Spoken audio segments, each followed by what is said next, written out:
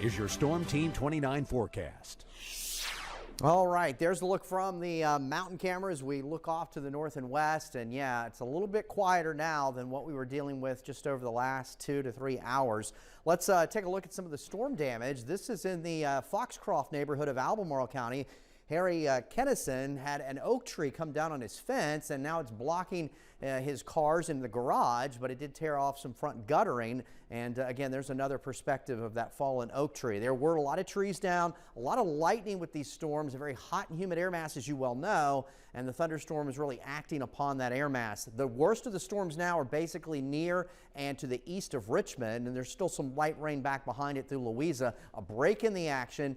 These showers and storms farther to the west, basically west of the Appalachians, even though they'll come through this evening, should be in a much weaker fashion than what we dealt with this afternoon. But you can kind of see a review over the last several hours of the storms that came through. A lot of lightning with these storms, and certainly some wind damage with some of the gust with association with that. 14 wind damage reports thus far, and of course there's probably a lot more, but that's what we see across our immediate area. And talking about the power outages, the community of Lake Monticello was hit pretty hard with around 2,500 customers without power, a little bit larger for the county, but that was just in the Lake Monticello community. As of last check, Albemarle had over 14,000 Dominion customers without power, and the city of Charlottesville had just around 4,500. So there's the worst of the line that came through earlier for us. We'll watch this second line. There's been very little warnings on any of this activity through West Virginia, and that's ahead of the actual cold front. So over the next several hours, in a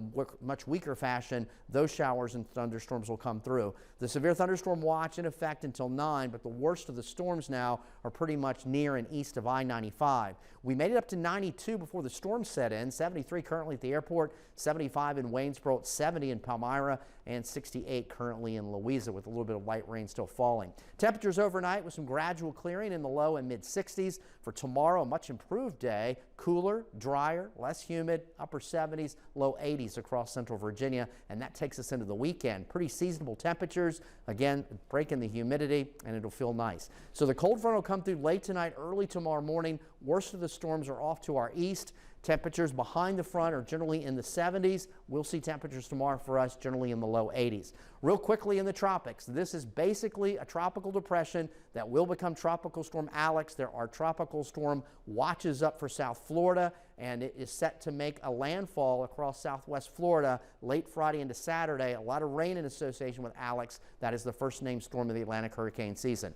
Here we are around 6, 7 o'clock. That second line of showers and thunderstorms comes through. Should be in a weaker fashion, and then gradual clearing overnight. Temperatures will start in the 60s tomorrow morning, tomorrow afternoon, upper 70s and lower 80s. A real nice day here for Saturday. We'll start in the 50s Saturday afternoon, either side of 80 degrees. So showers and thunderstorms fading away. Temperatures in the 60s here tonight with gradual clearing. There's a look at the Michael and Son 7-day forecast. A real nice first weekend of June, a break in the humidity.